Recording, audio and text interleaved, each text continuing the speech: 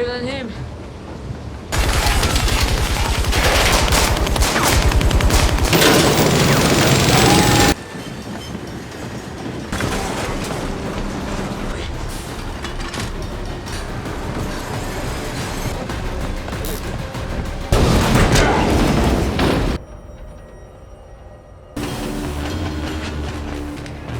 Guys, I need a way out.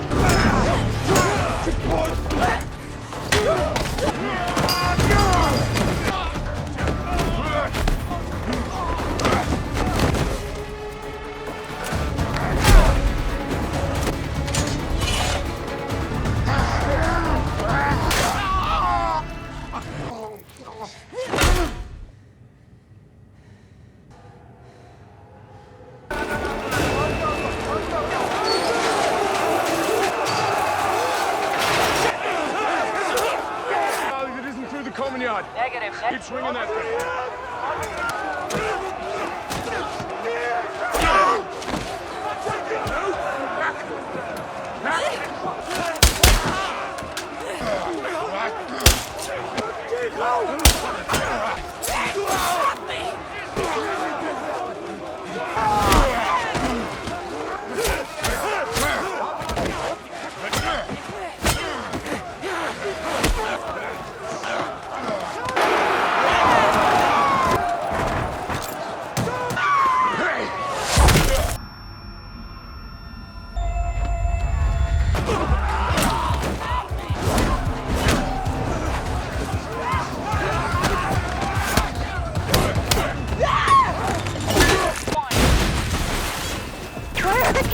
In the car. Europe's men. Oh, one down.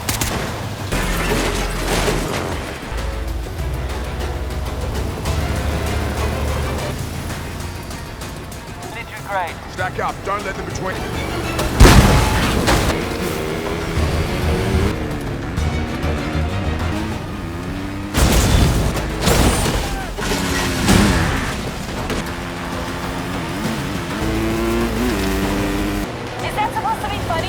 Hang on tight.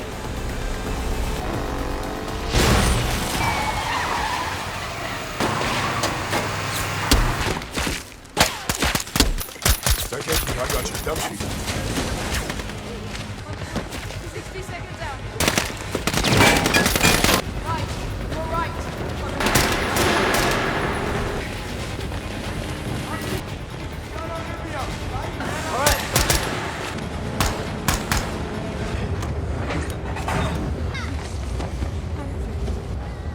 How bad is it?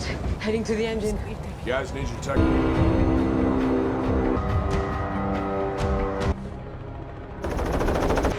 Oh, kid, what did you do? Take the elevator down.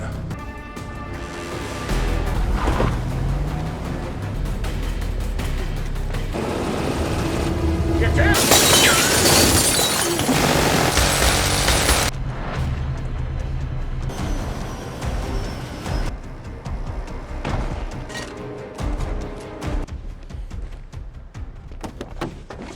Attacked.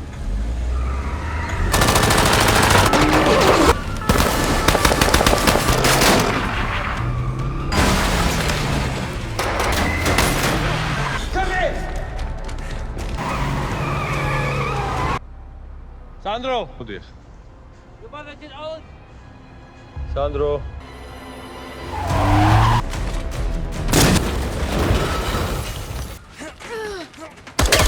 Wie kann der Bitch?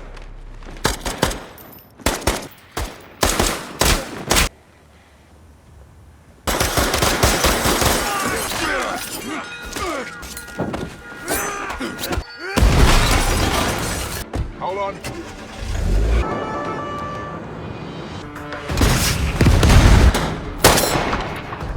შენობა შენობა დააბრუნა მით.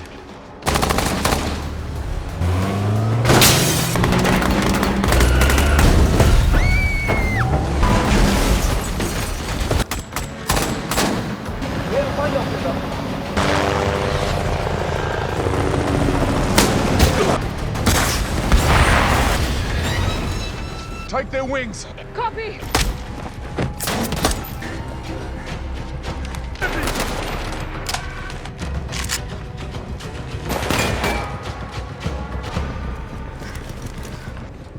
Tyler, where the elevator comes. The roof, secure the chopper. I'll sweep. This time. Not a chance. Sergo Konstantin Aktar Chitana. Getting you out of here, okay?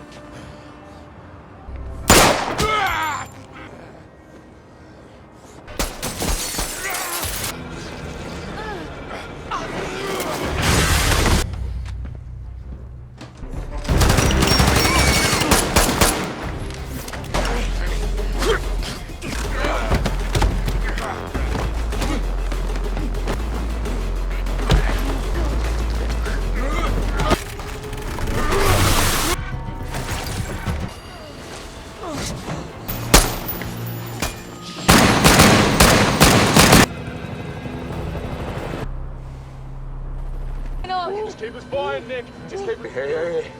Yes, yes.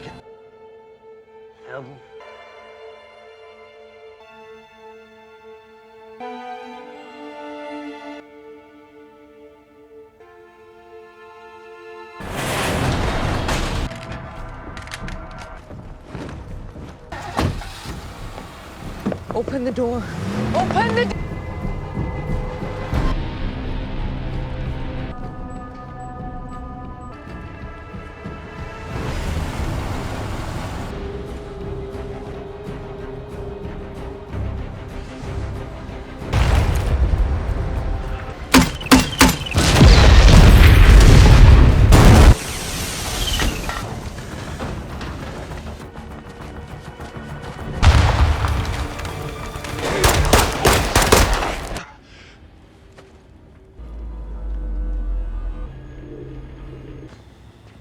Between me and you.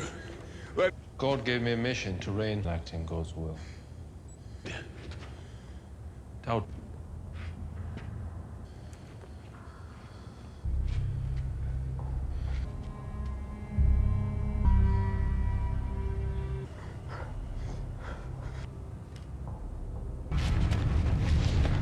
Or you can exact retribution for your brother.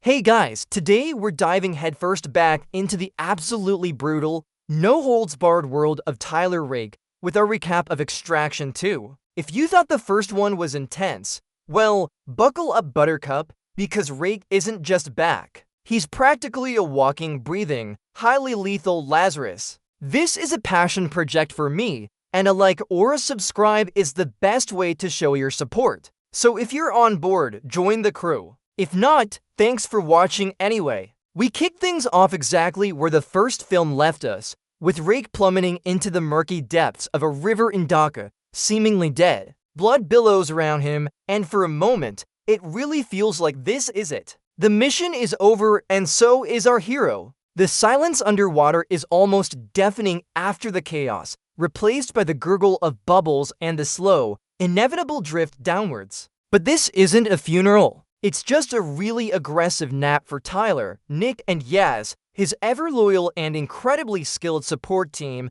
are on the ground, frantically trying to locate him. The urgency in their voices is palpable, a desperate whisper against the roar of the river. They pull his bullet-riddled, barely breathing body from the water, his pulse a faint flutter. It's a miracle he's even clinging to life, a testament to his sheer stubbornness and perhaps a screenwriter's desire for a sequel. The medics work feverishly, a race against the clock as life drains from him. They manage to get Rake on a helicopter, a frantic flight over the twinkling lights of the city. The whirring blades become a heartbeat, a desperate rhythm pushing him towards survival. He undergoes extensive surgery, a montage of grim-faced doctors and beeping machines. Tubes, wires, monitors, the whole shebang. He's essentially a human pincushion, every inch of him screaming from the trauma. The days turn into weeks in a hospital bed, a stark contrast to his usual adrenaline-fueled existence. His body is a wreck, riddled with shrapnel, shattered bones, and enough internal bleeding to make a lesser man simply throw in the towel.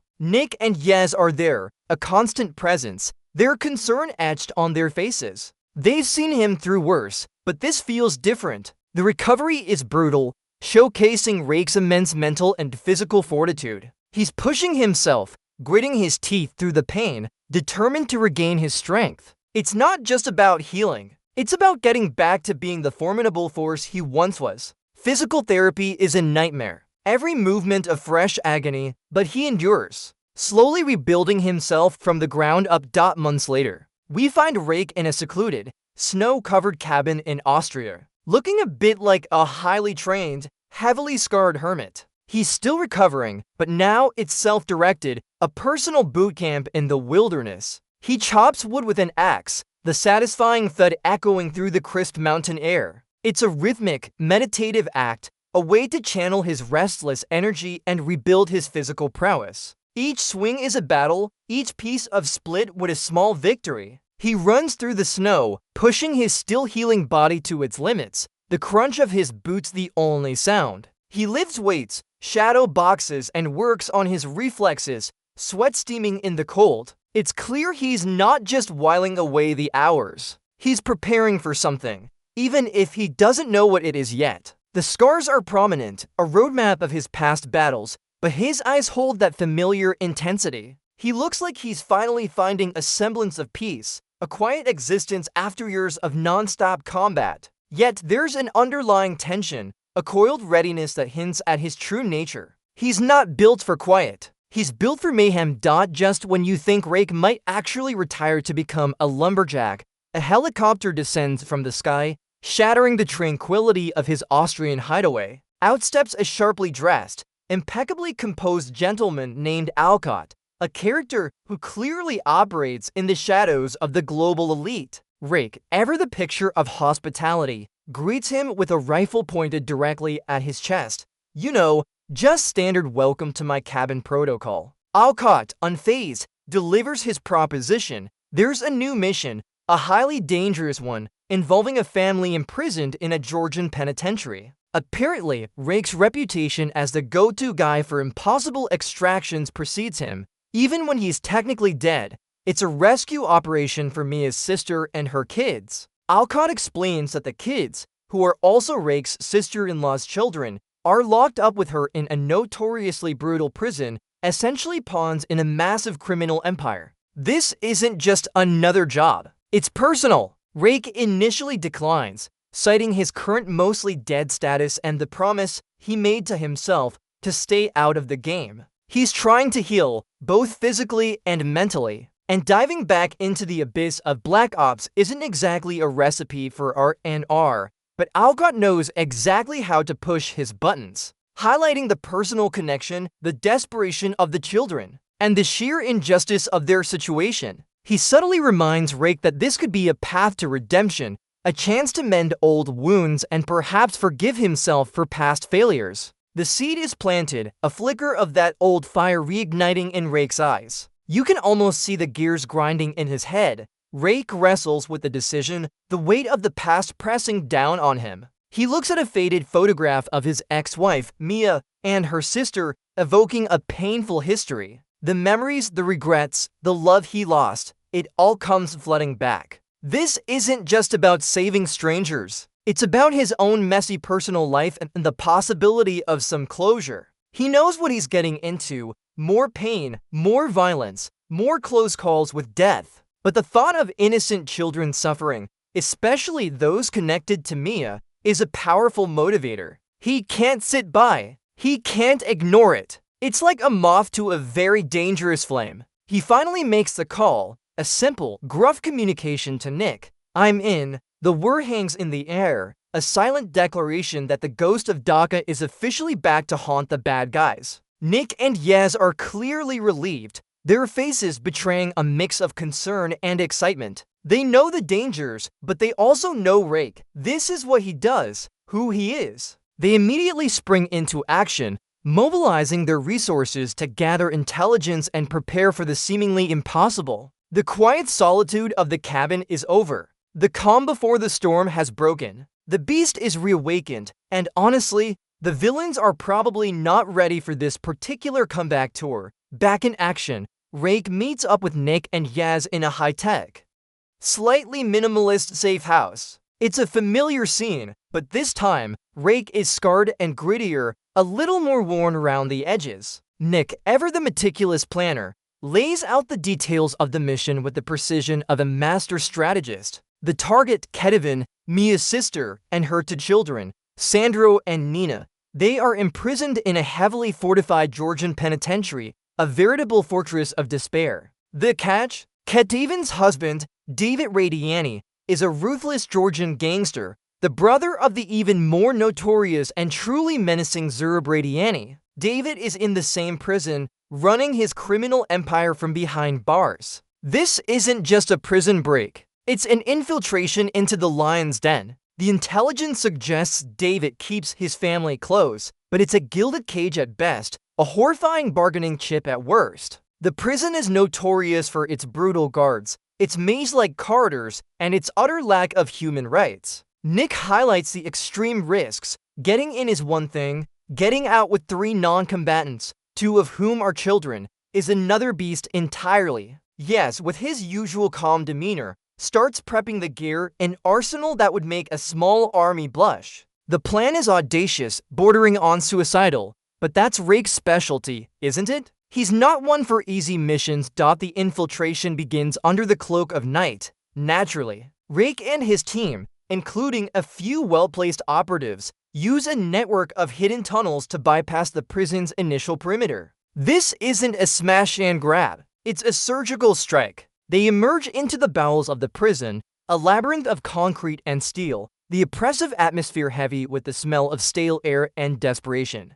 The stealth is paramount, every step measured, every shadow utilized. Rake moves with a predatory grace, his senses hyper-alert, his movements economical. The soft scuff of his boots, the muted click of his rifle, these are the only sounds in the suffocating silence. They navigate ventilation shafts and maintenance tunnels. The cramped space is a claustrophobe's nightmare, but a highly effective infiltration route. The comms are crisp, Nick guiding them through the complex layout from a remote location, a disembodied voice in Rake's ear. Yaz is a silent, deadly shadow, covering Rake's 6. They encounter the first signs of resistance, a lone guard patrolling a dimly lit corridor. Rake dispatches him with practiced efficiency, a swift, brutal movement that leaves no room for error. The body drops with a muffled thud, a stark reminder of the deadly stakes. This is where Rake truly comes alive, an unstoppable force in the darkness, a symphony of violence waiting to erupt. Rake finally reaches the cell block where Kevin and her children are being held. It's a grim, depressing place, the sound of distant shouts and clanging metal echoing through the corridors. He finds Kevin, looking weary but defiant, with her two children, Sandro and Nina, huddled together in a heavily secured cell. The tension is thick as Rake tries to explain his mission. Kevin, however, isn't exactly thrilled to see him. She's David's wife, and despite the circumstances, she feels a strange loyalty, or perhaps just fear, towards her gangster husband. She resists, arguing that Rake is making things worse, putting them in even greater danger. Her children, however, look at Rake with a mix of fear and desperate hope. It's a classic ethical dilemma. She believes she's protecting them by staying, while Rake knows staying means certain death or a life of servitude. Rake tries to reason with her, Explaining the severity of David's situation and the true intentions of his brother, Zurab, he tells her that Zurab intends to consolidate power, and her family is a loose end. He pushes past her initial resistance, his voice firm but empathetic, explaining the dire consequences if they don't come with him. The clock is ticking and the prison is already stirring. The longer they stay, the higher the risk of being discovered. He's not asking. He's telling her. It's time to go, whether she likes it or not. The children's eyes are locked on him, an unspoken plea for escape. That's all Rake needs. Just as Rake convinces Kevin to move, all hell breaks loose. The alarm blares, a deafening screech that signals their cover is blown. And then the prison yard erupts. David, sensing the escape attempt, orders a full-scale riot. Prisoners, fueled by years of pent-up aggression and the promise of chaos, spill into the yard, a surging wave of bodies. It's a bloodbath, a cacophony of shouts, screams, and the sickening thud of fists on flesh. Rake, with Kevin and the children in tow, finds himself trapped in the middle of a swirling vortex of violence. This isn't just a fight, it's a war. He's surrounded, outnumbered by what feels like 1,000 to 1. The sheer brutality of the scene is astounding. Rake, ever the pragmatic warrior, uses everything at his disposal: fists, feet, makeshift weapons, even parts of the prison environment. He blocks, parries, strikes, a whirlwind of controlled chaos. The sounds are visceral: the crack of a punch, the wet thud of a kick, the guttural screams of pain. He moves through the crowd with a terrifying efficiency, protecting the family behind him. Yes, covers him from a distance, picking off targets with lethal precision, but even he can't stem the tide. Rake takes hits, grimacing through the pain, but never faltering. His focus is unwavering, his resolve absolute. This isn't about survival for him.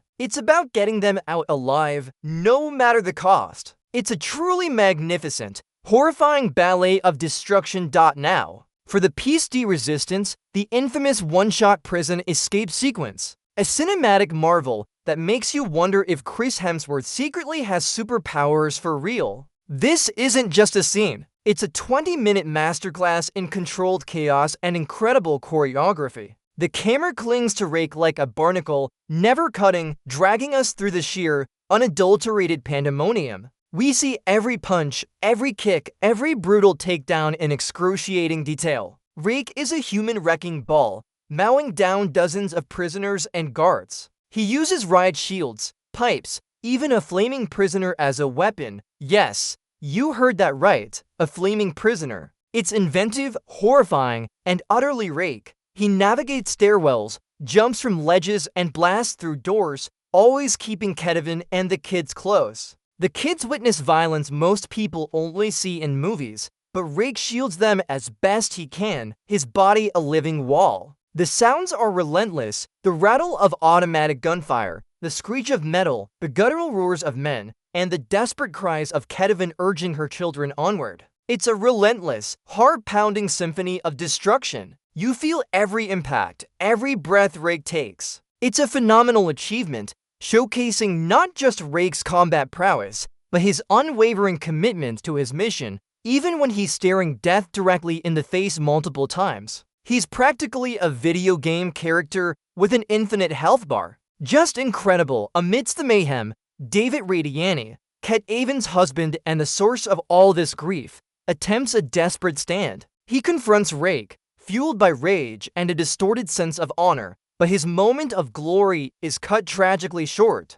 In a moment of pure, unpredictable chaos, a stray bullet from one of the prison guards, who are still trying to regain control, pierces David. He falls. Just another casualty in the sprawling carnage. His life extinguished not by Rake, but by the very system he tried to manipulate. It's a brutal, sudden end, emphasizing the uncontrollable nature of war zones. Kevin witnesses this, a complex mix of relief and horror washing over her face. He was her captor, but also her husband, and the father of her children. Meanwhile, word quickly reaches Zurab Radiani, David's powerful and utterly ruthless brother, who is far away but deeply entrenched in the criminal underworld. The news of David's death ignites a cold, simmering fury within him. This isn't just about a brother. It's about a direct challenge to his family's dominance, a public humiliation he cannot and will not tolerate. He vows vengeance, promising to hunt down Rake and anyone associated with the extraction. The stakes have just been raised exponentially. What started as a rescue mission has now escalated into a full-blown international vendetta, turning Rake into an even bigger target. Having survived the prison, Rake and his charges make it onto a train, thinking they've bought themselves a moment of respite. Oh, how wrong they are! Zrob's forces are relentless, quickly catching up and launching a full-scale assault on the moving locomotive. This sequence is another masterclass in action, a truly insane spectacle of destruction. Gunfire erupts, metal screams, and bodies fly as Rake battles mercenaries on top of and inside the speeding train. The cold, snowy landscape whips past, adding another layer of danger to the already precarious situation. Rake is a blur of motion, dispatching enemies with brutal efficiency, using the confined spaces of the train cars to his advantage.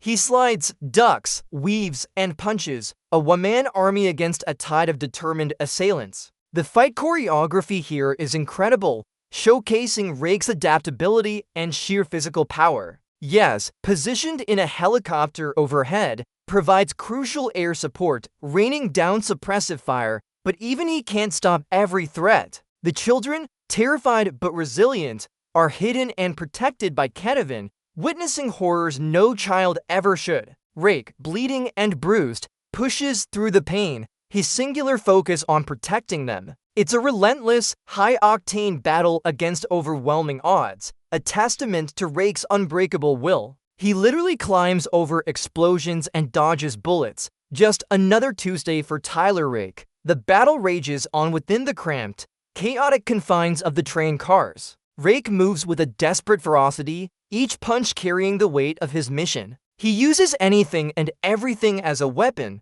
fire extinguishers, luggage, even the enemies themselves, turning them into temporary human shields. The sound of fists connecting with bone, the metallic clang of weapons, the shattering of glass, it's a symphony of violence that assaults the senses. He's taking hits, grunting through the pain, but his resolve never wavers. Nick is in his ear, feeding him intel, guiding him through the besieged train. Yes, still in the helicopter, is trying to create openings, but the sheer volume of Zrob's men is overwhelming. Rake makes his way from car to car, clearing each one with brutal efficiency, leaving a trail of unconscious or dead mercenaries in his wake. Kevin, with the children, huddles in what little safety they can find, her face a mask of fear and determination. She sees the monster in Rake, but also the protector. Sandro, the older boy, watches Rake with a mixture of terror and awe, seeing a side of humanity he never knew existed.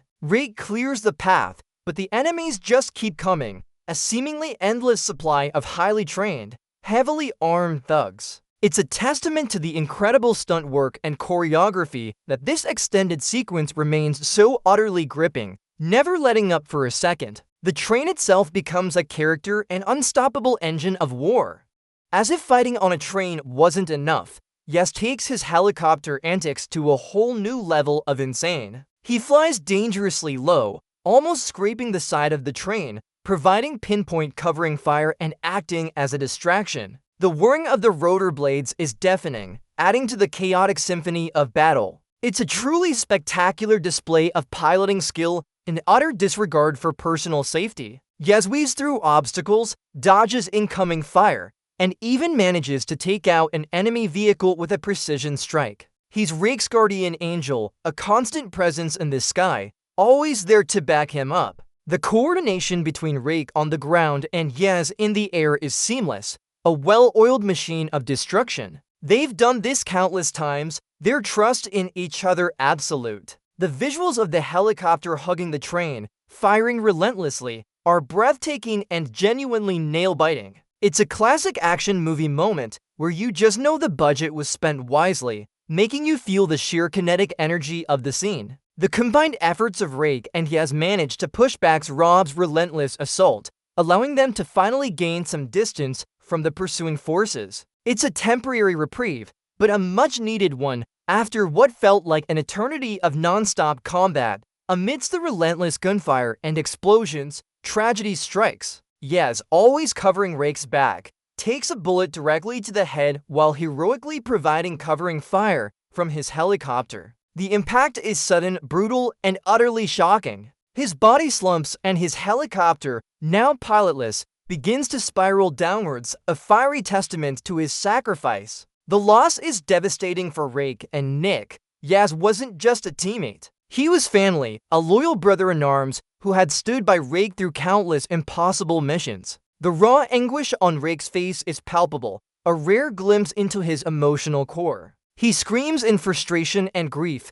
a guttural sound torn from deep within him. Nick, hearing the news over the comms, is visibly shattered, her eyes welling with tears. They've lost one of their own, a critical piece of their small, tight-knit family. Yaz's death is a stark reminder of the brutal cost of their work, the permanent scars left by every mission. It adds another layer of grim determination to Rake's resolve, fueling his rage against Zurab. This is no longer just a rescue, it's personal revenge. The casual way of life can be extinguished in this world. Even the most capable hits hard. You almost expect these guys to be invincible, but Extraction reminds us, painfully, that no one is. After the train debacle, Rake, Kedivin, and the children find temporary refuge in a safe house. The contrast to the earlier chaos is stark, a moment of fragile calm. Rake, looking like he's been dragged through several hedges backwards, strips off his gear to tend to his numerous wounds.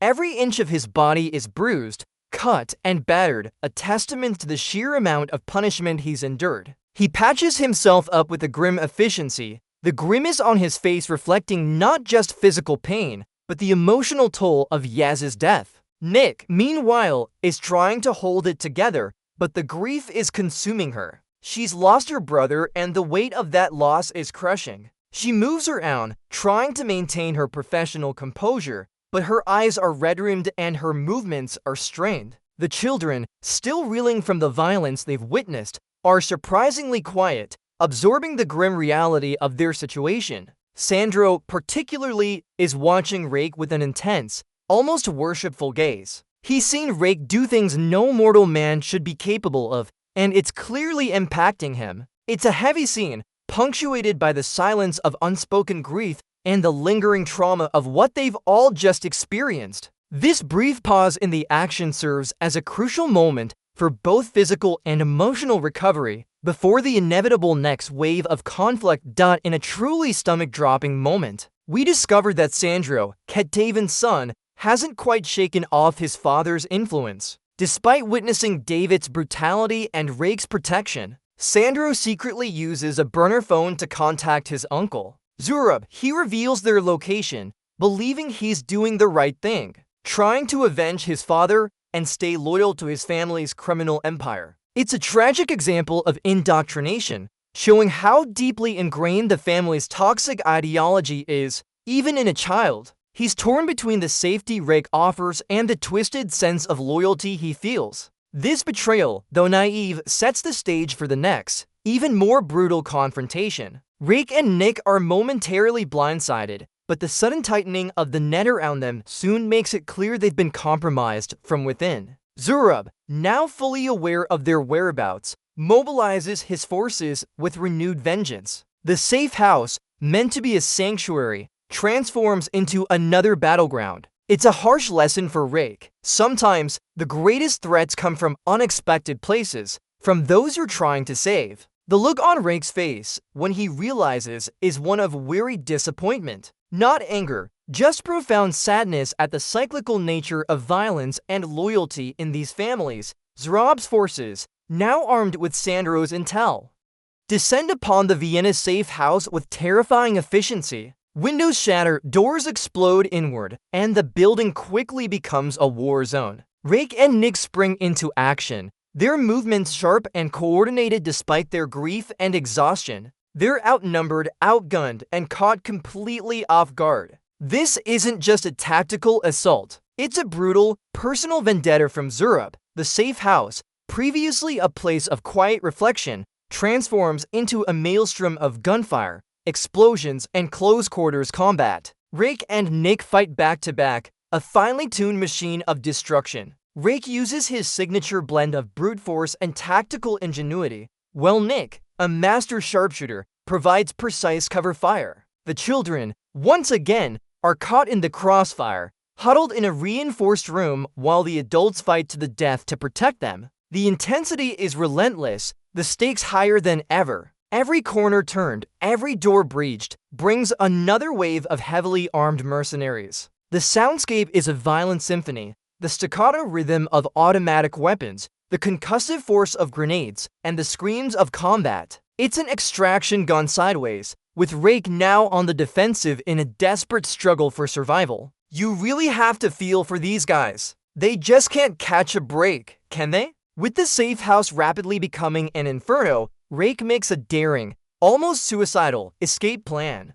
He finds a secure point, fast strobes a line down the side of the burning building, and begins to rappel with Kevin and Nina clinging to him. It's a terrifying descent, flames licking at their heels, debris raining down around them. Nick, meanwhile, creates a diversion, drawing enemy fire and covering their escape, her sharpshooting skills put to the ultimate test. The sound of crumbling concrete and roaring flames is oppressive, mingling with the shouts of Zrob's men. This is pure, unadulterated desperation. Rake's strength and resolve are pushed to their absolute limits as he guides them down, protecting them with every fiber of his being. Sandro is separated from them during the chaos, captured by Zrob's men, a devastating consequence of his earlier betrayal. Kevin screams for her son, but Rake knows they can't stop. Survival for the others is paramount. The street below is a new battleground, but at least they're out of the burning death trap. It's a moment of harrowing escape, leaving a trail of destruction and heartbreak in its wake. Another day, another impossible feat for Rake. I swear, his insurance premiums must be through the roof soon after the fiery escape. Zurab, ever the puppet master, makes contact with Rake. It's a chilling video call, delivered with a smug, menacing grin. And there, beside him, is Sandro, looking terrified and deeply regretful. Zurab taunts Rake, relishing in the pain and desperation he's inflicting. He boasts about his power, his reach, and the certainty of his revenge. He tells Rake in no uncertain terms that he's holding Sandro captive, effectively luring Rake into a trap. Zurab demands Rake come to the Radiani Tower in Vienna, his fortified stronghold, to face him directly. He wants to make Rake pay for David's death, for the humiliation of the prison break, and for daring to cross his family. It's a classic villain move, setting a personal challenge, knowing Rake won't be able to resist. The stakes are now incredibly personal. Save the last remaining child or walk away and live with the guilt. Rake's face is a mask of simmering fury, the grief for Yaz now channeled into a cold, hard determination. He knows it's a suicide mission, but he also knows he has no choice. His moral compass, as broken as it often seems, points directly towards rescue. It's a high-stakes game of cat and mouse, with Vienna as the arena. Rake, true to form, doesn't hesitate. With Nick providing remote support, he launches a full-frontal assault on the Radiani Tower, Zrob's fortress in Vienna. This isn't a stealth mission, it's a declaration of war. He systematically breaches its outer defenses, a one-man army carving a path of destruction. The tower is a maze of reinforced concrete, bulletproof glass, and armed guards, but Rake tackles each obstacle with relentless precision. The sound of explosions and gunfire echoes through the high rise, a terrifying announcement of his arrival. He scales walls, blasts through doors, and engages in brutal close-quarters combat in luxurious, blood-splattered offices. The contrast between the opulent setting and the raw violence is stark and effective. He's taking on Zrob's entire personal army, highly trained and loyal. Each floor is a gauntlet, each corridor a potential ambush. Rake is a force of nature, driven by an unyielding resolve to rescue Sandro and avenge Yaz.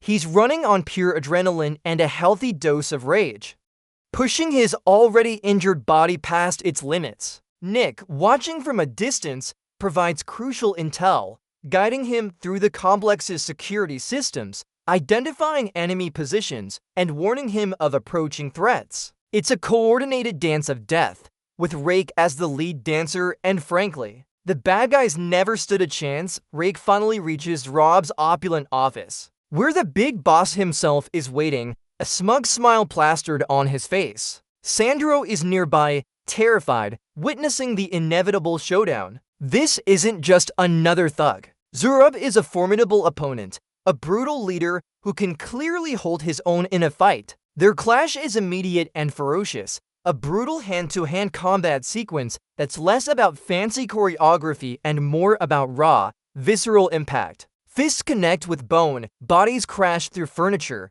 and the expensive office decor is utterly annihilated. The sound of their blows is sickeningly loud, each impact carrying immense weight. Zurab fights with a savage intensity, fueled by his own twisted sense of honor and vengeance for his brother. Rake, battered but unbowed, matches him blow for blow, his movements efficient and deadly. It's a clash of titans, two men driven by deeply personal motivations, neither willing to back down. The stakes are incredibly high, with Sandro's life hanging in the balance. Rake is fighting not just for survival, but for redemption, to prove that some lives are worth saving, even if it means sacrificing everything. It's a truly physical fight, reminding us that Rake isn't just a gunman. He's a highly skilled, incredibly tough brawler. You almost feel bad for Zurab, almost, before remembering all the terrible things he's done. The brutal fight between Rake and Zurab spills out onto the tower's dizzying glass rooftop,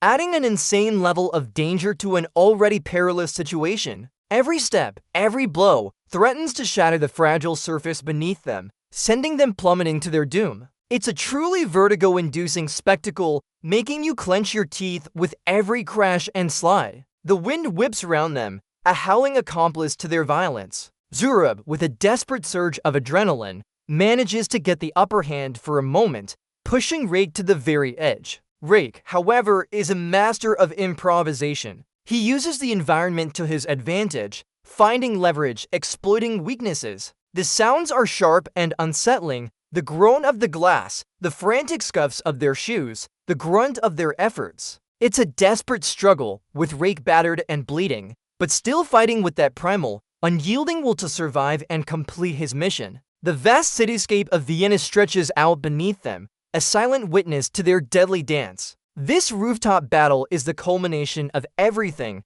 a high-stakes, literal cliffhanger of a fight that keeps you on the edge of your seat. It's so precarious, you wonder if they'll both just fall through. Wouldn't that be a twist? But no, Rake's got plot armor. Obviously, after a grueling, brutal fight that pushes both men to their absolute limits, Rake finally gains the decisive advantage. With his surge of raw, primal strength, he overpowers Zurab, delivering a swift, fatal stab with a knife. The sound is a sickening crunch, a grim finality to their deadly confrontation. Zurab falls, his eyes wide with a mix of shock and defiance, his criminal empire crumbling with his last breath. Sandro, the young boy whose misguided loyalty started this final conflict, witnesses his uncle's death, a traumatizing but perhaps necessary end to his family's reign of terror. It's a moment of profound impact for Sandro, a stark lesson in the consequences of the life his family chose. Rake, covered in blood and sweat, stands over Zurab's fallen body,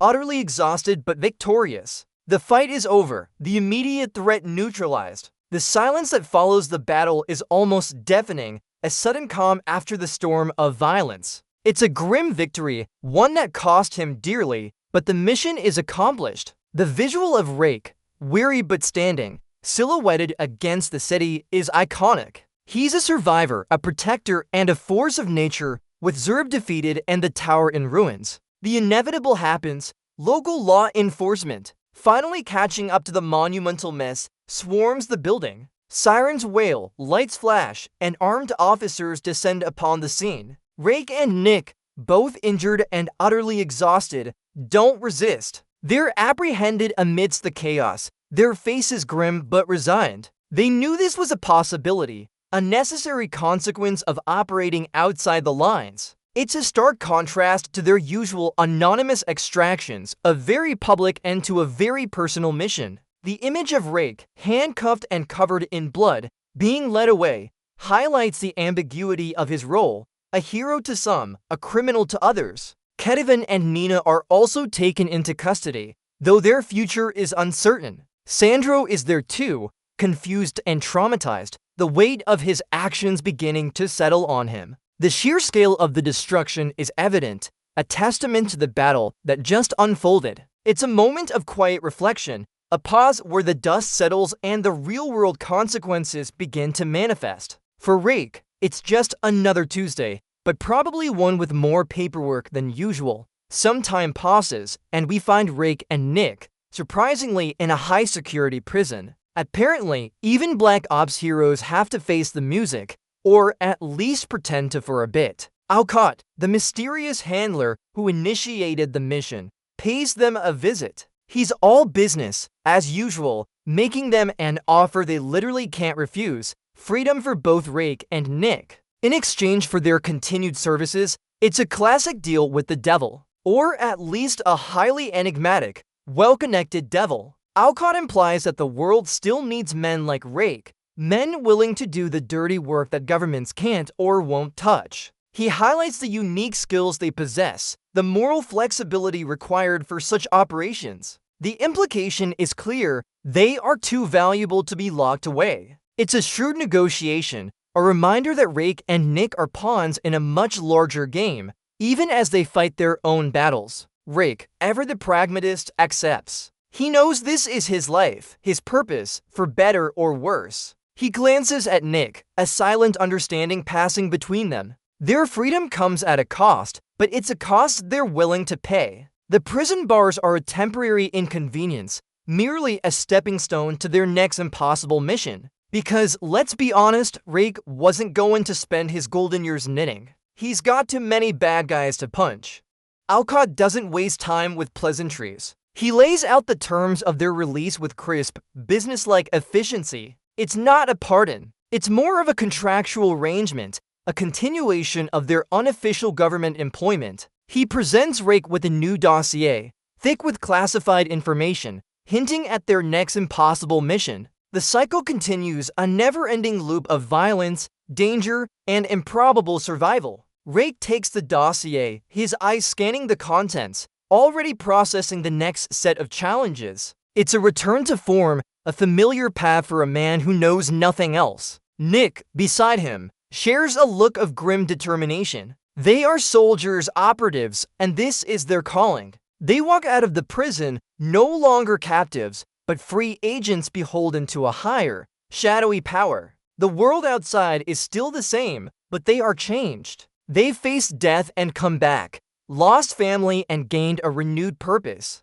The final scene leaves us with the distinct impression that Rake and Nick's adventures are far from over. There's always another extraction, another impossible task, another chance for Rake to do what he does best: survive and kick serious butt. This sets up a perfect continuation, because honestly, who wouldn't want to see more of these two? They're practically the dynamic duo of global mayhem, and so, Tyler Rake, the man who just won't stay dead, walks back into the light. He looks out at the city's skyline, a silent contemplation mirroring the vastness of the challenges still awaiting him. This journey, fraught with pain, loss, and incredible feats of endurance, has forged him anew. He carries the scars, both visible and invisible, but also an unshakable resolve. His path is one of perpetual conflict, a life lived on the razor's edge, yet it's a path he embraces, finding purpose in protecting the innocent, even if it means sacrificing his own peace. The movie leaves us with the profound understanding that courage isn't the absence of fear,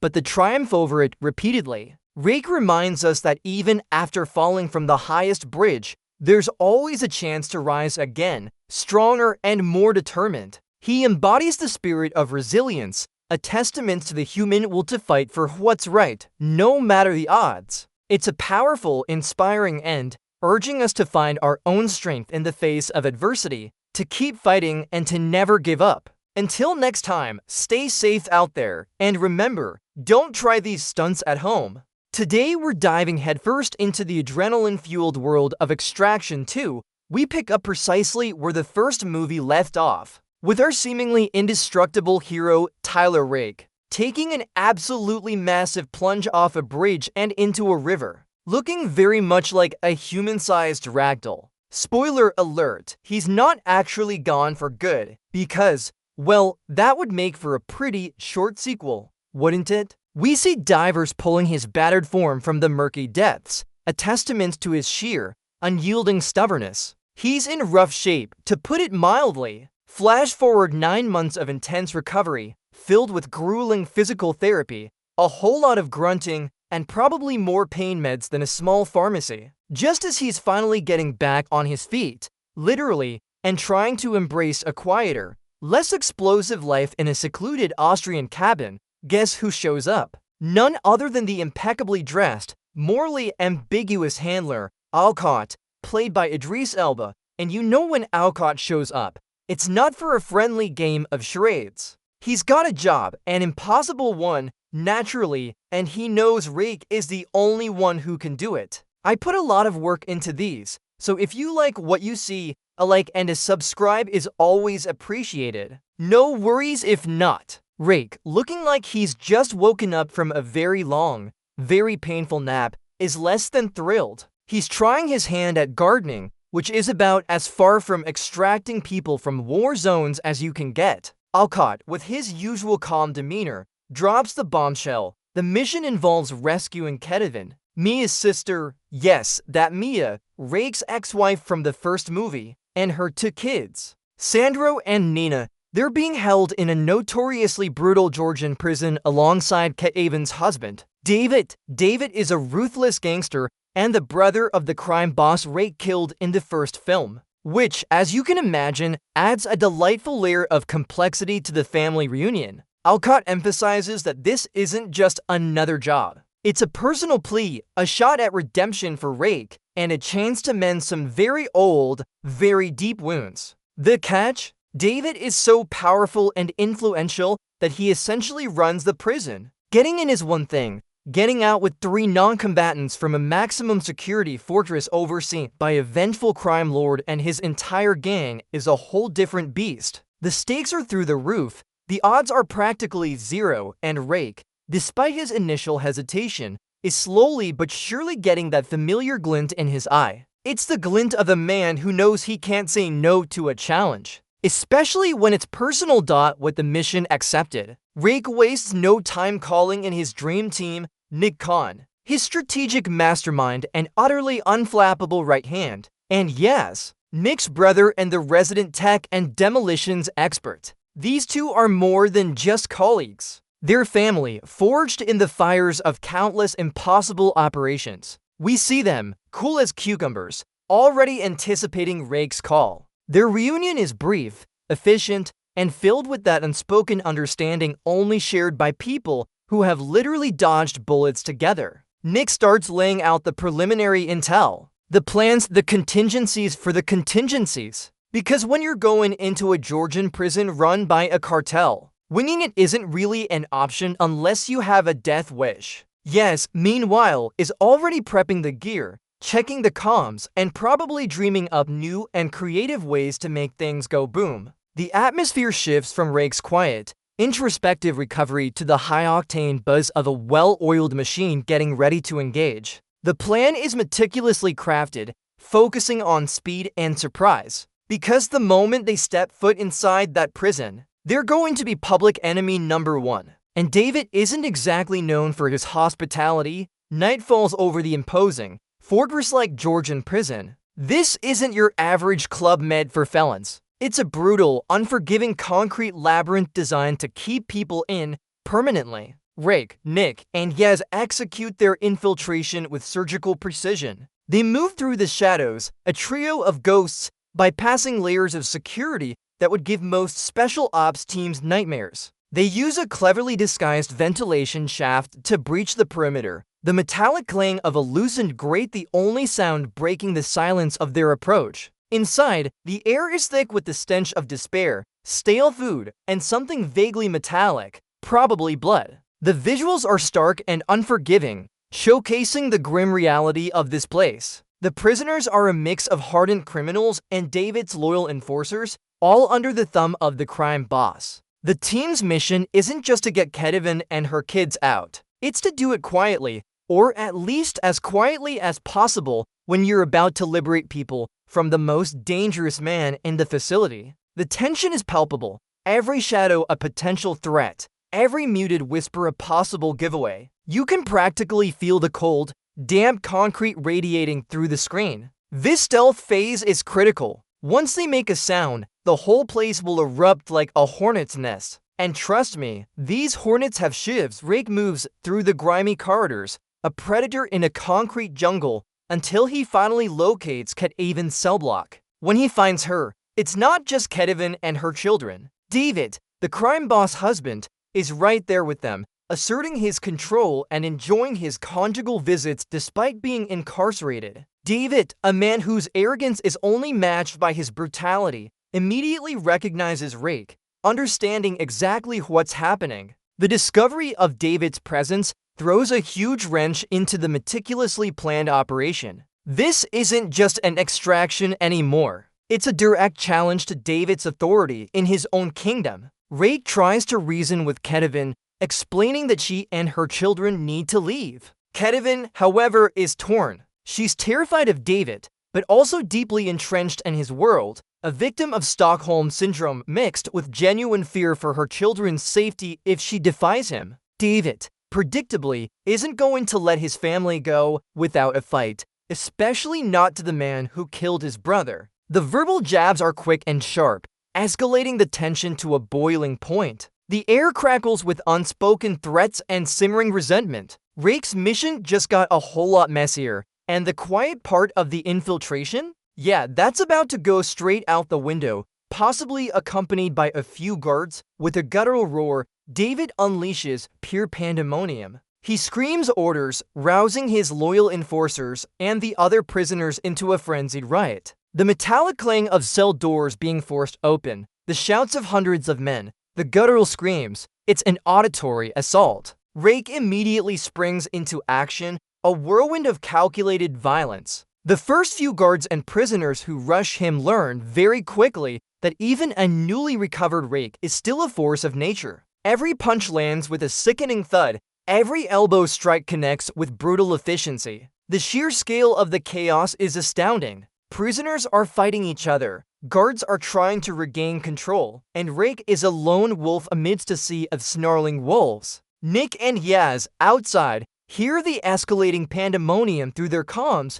knowing their window for a clean extraction has just slammed shut and exploded simultaneously. The scene is a masterclass in controlled chaos, showcasing Rake's incredible combat prowess against overwhelming odds. He's not just fighting, he's adapting, using his environment, turning the prison's own layout against its inhabitants. It's a symphony of smashing glass, shattering bones, and desperate cries, all orchestrated by a man who just wanted to grow some tomatoes. This is it, folks. The piece de resistance. The infamous one-shot sequence. It begins inside the prison, a dizzying, relentless ballet of brutality. Rake is a human battering ram, shoving Ketivan and the kids forward, shielding them with his own body as he cuts a path through the surging masses. The camera clings to him, a relentless observer, as he navigates tight corridors, open yards, and stairwells, all while fighting for his life and the lives of his charges. You can almost feel the sweat, the grime, the sheer exhaustion. The sound design is incredible here.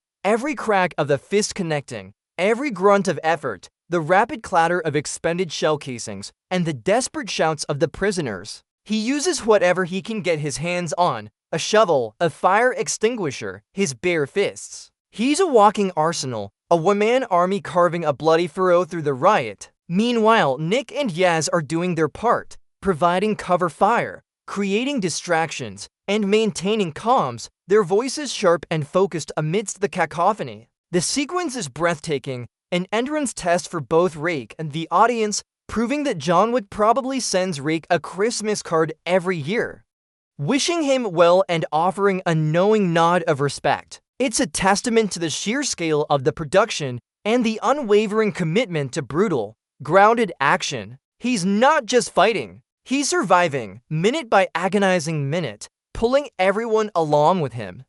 The one-shot continues, pushing Rake and the terrified family into the sprawling, chaotic prison courtyard. This isn't just a yard, it's a war zone. Hundreds of prisoners and guards are clashing, a swirling vortex of violence. Rake, a stark silhouette against the flaring gunshots, leads the family towards an armored vehicle, a beacon of hope in the hellish landscape. Nick and Yaz are positioned, laying down suppressing fire with pinpoint accuracy, covering Rake's advance. The whiz of bullets, the thud of bodies hitting the ground, the roar of the engine, it's an orchestra of destruction. Rake shields Kevin and the children, absorbing hits, taking out threats with a grim determination that's both terrifying and inspiring. He shoves them into the armored vehicle, then continues to fight from the doorway, ensuring no one gets close enough to pull them back. The visual of him, half in, half out of the vehicle, unleashing a torrent of gunfire,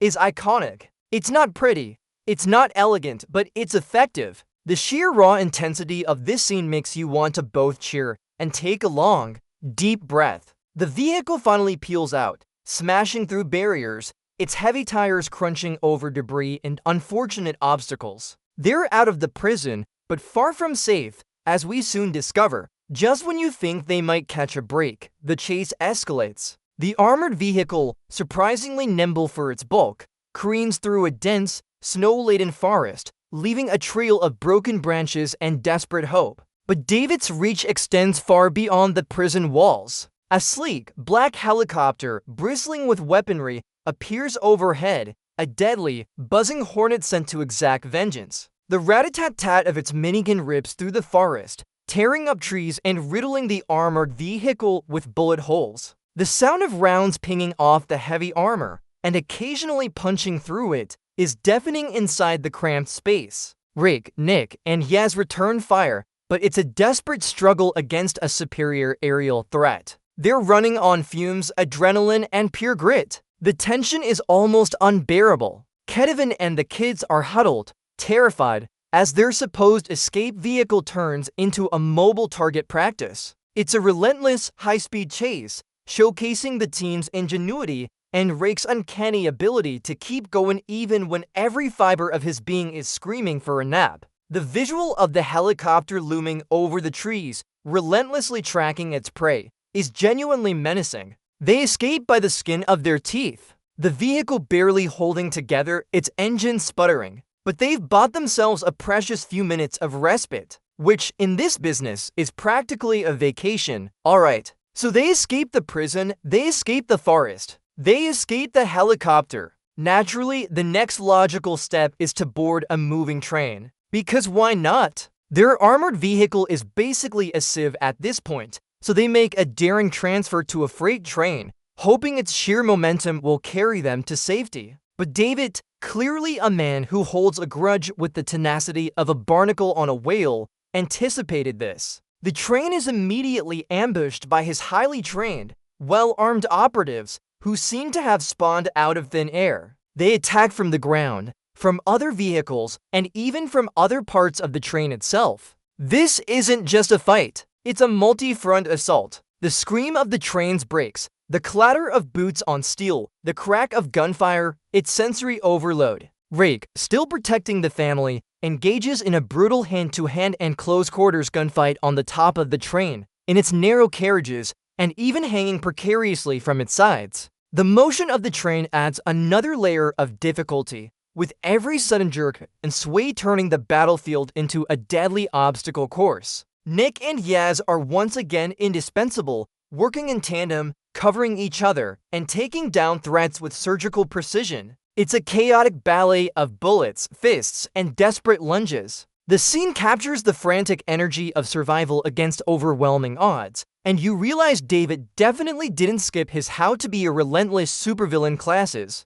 And the one-shot continues. This time, it's confined to the claustrophobic confines of the train cars. Rake, still dragging Kevin and the kids along, becomes a force of pure, unadulterated destruction. Every car is a new challenge, a new gauntlet of David's men, armed with automatic weapons, shotguns, and enough murderous intent to fill a stadium. The close quarters amplify the brutality. Every punch feels heavier, every gunshot deafening. the thud of bodies slamming against metal walls, the clatter of Rake dropping an empty magazine and seamlessly grabbing a new weapon from a fallen foe, the desperate gasps of the children witnessing this carnage. It's all incredibly visceral. He's not just fighting, he's strategizing on the fly, using the narrow spaces to his advantage, disarming, incapacitating, and eliminating threats with breathtaking efficiency. Nick and Yaz are still providing support, sometimes from afar,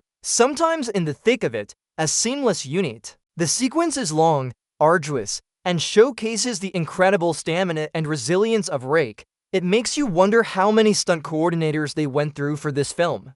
Because the choreography is just insane. He takes hits, he bleeds, he struggles, but he never stops pushing forward. It's a testament to the fact that sometimes sheer bloody-mindedness is the most powerful weapon of all. And also, a lot of bullets, those help too. Just when you think Rake has cleared a path, a new, more formidable threat emerges. David's top lieutenant, a behemoth of a man with a chillingly efficient fighting style, confronts Rake on the roof of the moving train. This isn't just another faceless goon. This is a true test of strength and skill. The whoosh of air as they exchange blows, the crunch of knuckles on bone, the precarious dance on the speeding train. It's a fight that feels incredibly dangerous and weighty. The lieutenant matches Rake's brutality, delivering powerful blows that send Rake reeling, almost sending him tumbling off the train multiple times. The sound of their bodies slamming against the metal roof of the carriage, reverberating through the entire structure, highlights the raw force of their encounter. It's a back-and-forth struggle, each man pushing the other to their absolute limits, all while the train continues to hurtle forward, adding a layer of dynamic, uncontrollable peril. Rake, battered and bruised, eventually finds an opening, leveraging the environment and his own cunning to overpower his opponent in a genuinely satisfying way. It's a prime example of why Rake isn't just a brawler. He's a highly intelligent, adaptable fighter. He eventually dispatches the threat, but not without taking a significant beating himself. You can practically hear his ribs groaning in protest. The train is still under siege, with enemies closing in from all sides. Yes, ever the courageous and loyal support positions himself at the rear of the train, laying down cover fire and trying to hold off the relentless pursuit. He's a one-man firing squad, meticulously aiming and taking down enemy after enemy, his rifle barking defiance against the overwhelming odds. But then a terrifying whoosh cuts through the air, followed by a devastating explosion. A rocket-propelled grenade, launched from a pursuing vehicle, slams into the train right where Yaz is positioned. The sheer force of the blast, the immediate silence that follows the deafening roar of the explosion, it's a moment of profound shock. Nick, watching from a distance, sees her brother fall, a horrifying realization dawning on her. The scene is quick, brutal, and utterly heartbreaking. It's a gut punch, a stark reminder of the devastating cost of this life. Yes, a character we'd grown to love for his quiet competence and unwavering loyalty is gone. A sacrifice made to ensure the safety of Rake and the family. His death fuels Rake and Nick's rage, turning their grim determination into something much more personal and vengeful. It also signals that this mission is far from over, and the bad guys are definitely not playing nice after the brutal train sequence and Yaz's tragic death. Rake, Nick, Kevin, and the children finally reach a temporary safe house. The quietness of the place, after the ceaseless explosions and gunfire, feels almost alien, punctuated only by the ragged breathing of the survivors. Nick is understandably devastated by the loss of her brother. Her grief is raw and palpable, a heavy silence that speaks louder than any scream. Rake, ever the stoic, cleans his wounds, patching himself up with a grim efficiency that belies the pain he's clearly in. The scene gives us a brief, much-needed moment to catch our breath, to process the emotional toll of the mission. Kevin, still reeling from the violence, argues with Rake, expressing her fear and resentment over being dragged into this deadly conflict. Her son, Sandro, is particularly affected, his loyalties torn between his mother's safety and his father's criminal legacy. The dialogue here is crucial, highlighting the personal stakes and the moral ambiguities of their situation. Nick, despite her grief, eventually pulls herself together, her professionalism shining through. They begin to plan their next move, knowing that David's brother, Zurab, is now undoubtedly hunting them with a vengeance, wanting to reclaim his family and exact retribution for his brother's death. The respite is short-lived, the calm before the next storm, and everyone knows it. Across the globe, Zurab, David's older, even more ruthless brother, gets the news of his sibling's demise. And let me tell you, he doesn't take it well. We get a chilling introduction to his character as he brutally interrogates an informant, showcasing his cold, calculating cruelty. This isn't just about family loyalty for Zurab. It's about power, respect, and maintaining his criminal empire. He vows vengeance, not just for David, but also for their fallen ancestors, whom Rake has apparently disrespected by killing David. The scene quickly establishes Zurab as a genuinely terrifying antagonist, a man with no qualms about collateral damage and an almost obsessive need for retribution. The crack of bone, the muffled screams, it's a stark contrast to Rake's often pragmatic violence. Zurab is driven by a darker, more personal vendetta, and he has the resources and the ruthlessness to make Rake's life an even greater hell.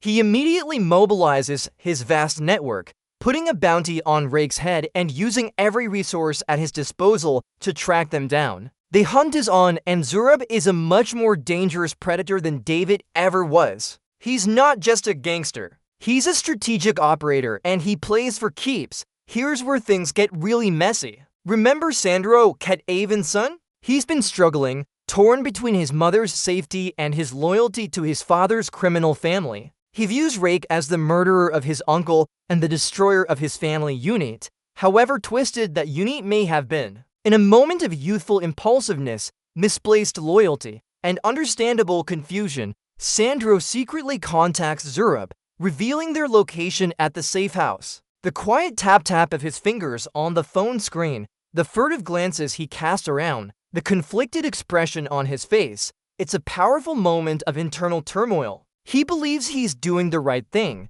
trying to protect his mother and to preserve his family's legacy, but his actions inadvertently put everyone in even greater peril. This betrayal hits Rake hard, not just because it jeopardizes the mission, but because it's a stark reminder of the complex, often tragic, consequences of his work. It's a classic kid makes a bad decision because he's a kid and doesn't understand the full scope of consequences trope, but it lands with heavy impact. You can almost hear the "oh no" collective groan from the audience. And naturally, Zurab wastes no time in leveraging this information, thanks to Sandro's unwitting betrayal. Zurab's forces descend upon the high-rise building in Vienna like a swarm of angry, heavily armed hornets. This isn't a subtle infiltration, it's an all-out war. Helicopters buzz around the skyscraper, raining down bullets, while armed men rappel down the sides and breach the building from multiple points. The shattering of glass, the roar of choppers, the incessant crackle of automatic gunfire, it's a symphony of chaos. Rake, Nick, Ket-Aven, and the kids are once again trapped, forced to fight their way out of another seemingly impenetrable stronghold. The skyscraper itself becomes a character, its gleaming modernity now scarred and riddled with bullet holes. Rake, ever the protector, maneuvers the family through the collapsing structure, engaging Zurab's elite forces in brutal firefights in offices, stairwells, and service ducts. The close-quarters combat inside the building is intense, with Rake showcasing his incredible adaptability, turning mundane office supplies into deadly weapons when necessary. It's a relentless vertical battle, with every floor presenting a new, deadlier challenge. This scene really highlights the sheer scale of Zurab's resources and his unwavering commitment to vengeance. He's not messing around. He wants Rake's head on a platter, preferably after a lot of dramatic suffering. And he's willing to sacrifice a small city to get it done in one of the most jaw-dropping sequences of the entire film. Rake, always one to take things to the extreme, makes a desperate, incredibly audacious move. As one of Zurab's helicopters hovers menacingly close to the skyscraper, Rake sees an opportunity. With a mix of pure desperation and unparalleled skill, he takes a running leap, grabbing onto a zipline that somehow materializes and whooshes across the gap, boarding the enemy helicopter midair. The thwack of his body hitting the side of the chopper, the frantic struggle as he fights the pilot and co-pilot in the cramped cockpit. It's a heart-stopping moment. He manages to overpower them, sending one tumbling from the sky and wrestles control of the aircraft. This isn't just a daring stunt. It's a brilliant tactical move, turning the enemy's own weapon against them. Nick, watching from the building, probably just shakes her head, muttering something about typical Rake. The scene is exhilarating, a testament to Rake's resourcefulness and his absolute disregard for self-preservation when lives are on the line. He then uses the captured helicopter to provide cover fire, turning the tide of the assault and creating a temporary escape route for Kevin and the children. It's the kind of move that makes you think, okay? Maybe my morning commute isn't so bad after all, with Rake at the controls of the captured helicopter. They finally make their escape from the burning skyscraper. The visual of the chopper pulling away from the devastated building, smoke billowing from countless breaches, is a powerful image of destruction and defiance. Rake expertly navigates the cityscape, trying to lose any remaining pursuers while simultaneously keeping his vulnerable passengers safe. Nick, meanwhile, is on the ground, making her own extraction, laying down cover fire, and using her tactical genius to stay one step ahead of Zrov's remaining forces. The communication between them is crisp and efficient, a testament to their long-standing partnership. Kevin and the children are traumatized but safe, for now. Sandro, witnessing the full scope of the devastation his actions caused, is riddled with guilt and regret, a silent lesson in the brutal realities of this world. Rake, battered but triumphant, delivers them to a prearranged extraction point, a moment of fleeting relief before the inevitable next confrontation. This entire sequence is a masterclass in escalating action, proving that even a hero who's supposed to be recovering from a near-fatal injury can still kick more but then an entire army. My personal take, next time, just send a strongly worded letter. It's usually less messy. The path of vengeance leads Rake directly to Zurab. The final showdown takes place in a sleek, glass-enclosed atrium of another modern building, a stark contrast to the gritty prison and burning skyscraper. Zurab, surrounded by his remaining loyalists, is prepared. This isn't just a fight. It's a duel of ideologies, of personal vendettas, and of sheer, unadulterated willpower. The shatter of glass, the crack of bullets, the thud of Rake's methodical takedowns, it's a brutal, chaotic engagement. Rake tears through Zrov's men with a ferocity born of grief and a desire to end this once and for all. Nick, ever the precision shooter, provides crucial long-range support, picking off Zrov's men from a vantage point, her rifle cracking with deadly accuracy, preventing Rake from being completely overwhelmed. Finally, Rake and Zurab are face to face. The fight is personal, savage, and incredibly well choreographed. Zurab, despite his criminal leanings, is a capable fighter, pushing Rake to his absolute limits. They trade bone-jarring blows, each man giving as good as he gets. The tension is immense, building to a crescendo as the fate of Kevin's family and Rake's own redemption hangs in the balance. You can practically hear their grunts of effort, the sickening impact of their fists, echoing in the vast open space. The fight between Rake and Zurab reaches its brutal climax. It's a bloody, exhausting slugfest, but Rake's raw power and tactical mind ultimately prevail. After a series of devastating blows, Rake finally gets the upper hand, bringing Zurab down. The thump as Zurab hits the ground, the desperate struggle of his final moments, are palpable. Rake, with grim resolve, delivers the killing blow, ending the reign of terror and fulfilling his mission, albeit at a heavy cost. The silence that follows is deafening, broken only by Rake's ragged breathing. But the authorities, finally alerted to the colossal amount of mayhem, arrive in force. Sirens wail in the distance, growing louder, closer. Rake and Nick, exhausted and wounded, don't resist. They're apprehended, their mission complete, but now facing the consequences of their actions in a more conventional legal system. The scene underscores the cyclical nature of violence and justice,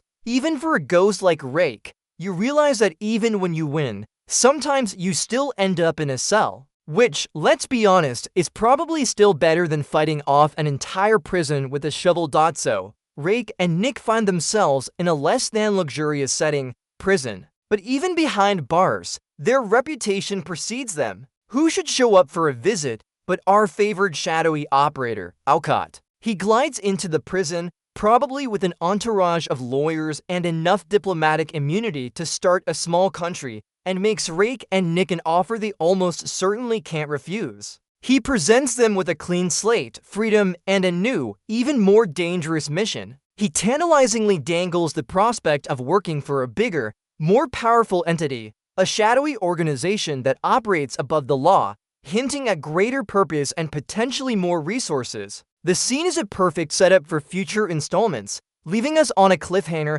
that suggests Rake's journey of extraction and redemption is far from over. It's an intriguing end, leaving us to wonder what fresh hell Rake will have to extract himself from next. Alcott's calm, knowing smile perfectly encapsulates the world these characters inhabit. The quiet determination in Rake and Nick's eyes, even in confinement, promises more explosive adventures to come. It's a testament to the idea that some people are just built for this life, even if it means constantly staring down the barrel of a loaded gun. It's a reminder that true strength isn't just about physical prowess, but the unwavering spirit to keep pushing forward, no matter the odds. It's about finding purpose in the fight, even when that fight seems endless. And sometimes, it's just about getting out of a very uncomfortable prison cell. Thanks for watching, everyone.